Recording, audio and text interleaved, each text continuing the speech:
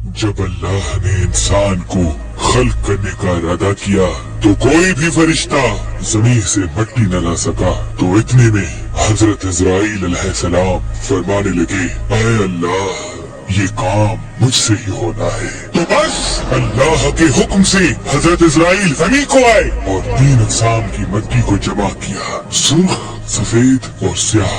फिर इस मिट्टी को मक्का और ताइफ के दरमियान रखा गया और मुसलसल बारान रहमत बरसती रही।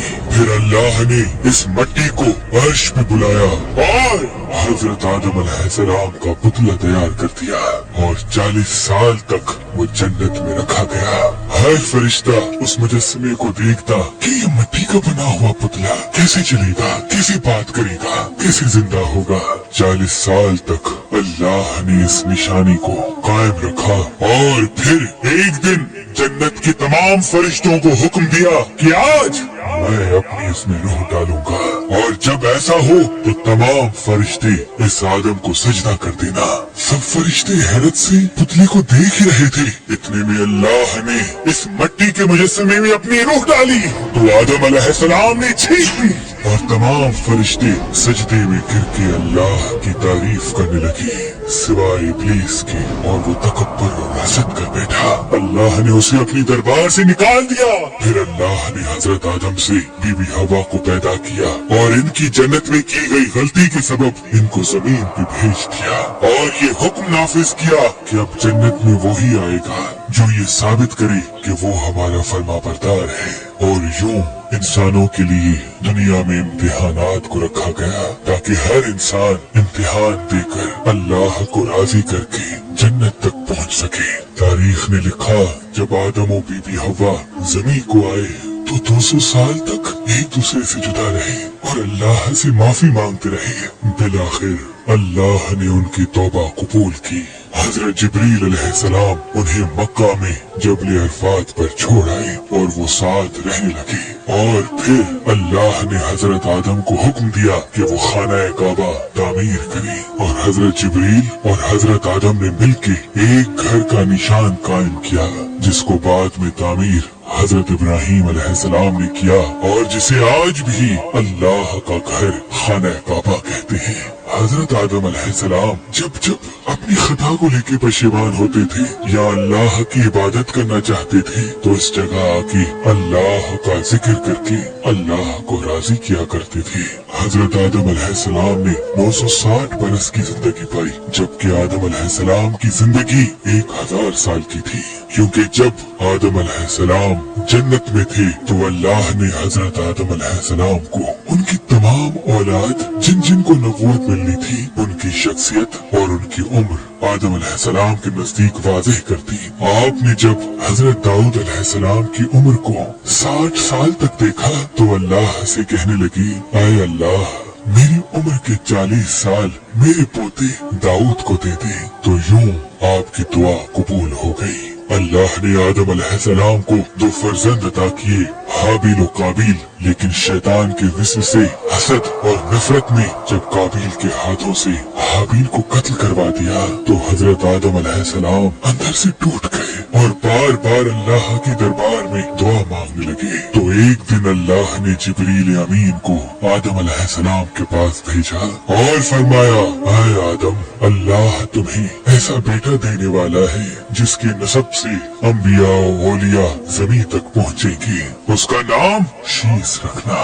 शीस का मतलब है अल्लाह का अता किया गया तोहफा। और यूं अल्लाह ने आदम की नस्ल को जमीन पे फैला दिया। जब आदम अलैहिस्सलाम का आखिरी वक्त आया आपने अपने बेटों से कहा कि मेरा जन्नत के फल खाने का जी कर रहा है। आपके बेटे जमीन पे जन्नत के फल ढूंढते रहे कि अचानक से उनको फरिश्ते मिले और कहने लगे, ऐ बनी आदम कहाँ जा रहे हो? उन्होंने कहा, हम अपने बाबा आदम के लिए जन्नत के फल ढूंढ रहे हैं। उन फरिश्तों ने कहा, जाओ, तुम्हारे बाबा चंद दिनों के मेहमान हैं। आपके तमाम फर्जंद दौड़ते दौड़ते आप तक आ पहुँचे तो आदम अलैहिस्सलाम बिस्तर बीमारी पर अल्लाह का जिक्र कर रहे हैं। बस इतने में मौत का फरिश्ता आ पहुँचा। जिसे भी हवा ने मौत के फरिश्ते को देखा, हजरत आदम से लिपट गई कि मैं अपने शोहर को अपने से जुदा नहीं करूंगी। अल्लाह के नबी आदम अलैहिस्सलाम ने फरमाया, ऐ हवा, मुझसे दूर हट जा। एक मर्तबा पहले भी तेरी वजह से जन्नत से निकाला गया हूँ। आज अल्लाह और उसके फरिश्ते के दरमियान तू हायल न बन। फिर आप उन फरिश्तों से मुखातिब होकर कहने लगे, ऐ फरिश्ता मौत, क्या भूल तो नहीं गए? मैंने अल्लाह से सुना था मेरी उम्र 1000 साल की है और अभी तो मुझे 960 साल हुए हैं। तो मलकुल मौत ने कहा, ऐ अल्लाह के नबी आदम, आपने खुद ही फरमाया था कि आपकी जिंदगी के 40 साल आपके पोते दाऊद अलैहिस्सलाम को दिए जाएं। बस आदम अलैहिस्सलाम की रूह कब्ज की गई, आपको गुस्ल फरिश्तों ने दिया और जन्नत की खुशबू आपके जिस्म मुबारक को लगाई गई। फिर आपकी जनाज़े नमाज फरिश्तों ने हजरत जिब्राईल अलैहिस्सलाम के पीछे अदा की और जमीन खोद कर आपकी तदफीन की और तमाम इंसानों के नजदीक अल्लाह का ये हुक्म नाफिज किया कि जब भी किसी का इंतकाल हो तो उनके जिस्म को ऐसे ही तदफीन करना। आज भी उन फरिश्तों की सुन्नत पे अहले ईमान अमल करके अपने बुजुर्गों की तदफीन करते हैं। आपकी कब्र मुबारक की जगह को लेके इख्तिलाफात हैं। कुछ मौरखीन के नजदीक आपकी जाए तदफीन श्रीलंका, तो कुछ के नजदीक जबले अबी कबीस, तो कुछ के नजदीक इराक और कुछ के नजदीक मस्जिद शरीफ के सहन या अंदर। बाज रवायतों में ये भी है कि जब हजरत आदम अलैहिस्सलाम का रूह कब्ज करने के लिए फरिश्ता मौत आ पहुंचा तो आपने अपने बेटे, जिसको आपने अपना जानशीन बनाया था, हजरत शीस अलैहिस्सलाम से कहने लगी कि ऐ मेरे जानशीन, मैंने अल्लाह से सुना था कि अनकरीब इस जमीन पे एक बहुत बड़ा तूफान आएगा। अगर तुम उस वक्त तक मौजूद रहो तो मेरे जिस्म को उस कश्ती नूह में सवार करना जो निजात का वसीला है, और अगर तुम उस वक्त तक ना पहुँचो तो अपनी औलाद से वसीयत करना कि मेरे जिस्म को कश्ती नूह में सवार करे। तारीख में लिखा, जब तूफान नूह आया तो हजरत नूह अलैहिस्सलाम ने अपनी कश्ती में हजरत आदम और बीबी हवा के जिस्म मुबारक को अपनी कश्ती में सवार किया और बैतुल मुकद्दस या इराक में उस जगह तदफीन किया जहाँ उन्होंने अपनी ही कब्र बनाई और बीच में एक कब्र खोद के अपनी तहरीर छोड़ दी।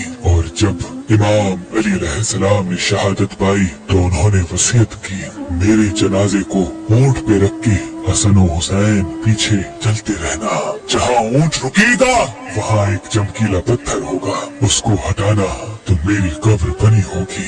जब इमाम हसन और हुसैन उस जगह पहुँचे जहाँ ऊंट रुका, उस चमकीले पत्थर को हटाया तो एक तरफ हजरत आदम अलैहिस्सलाम की कब्र बनी थी, दूसरे तरफ हजरत नूह अलैहिस्सलाम की कब्र बनी थी और बीच में एक कब्र खुदी हुई थी और उसमें तहरीर था कि ये कब्र नूह अलैहिस्सलाम ने अपने हाथों से वक्त के इमाम और रसूलुल्लाह के वसी अली इब्ने अबी तालिब अलैहिस्सलाम के लिए बनाई।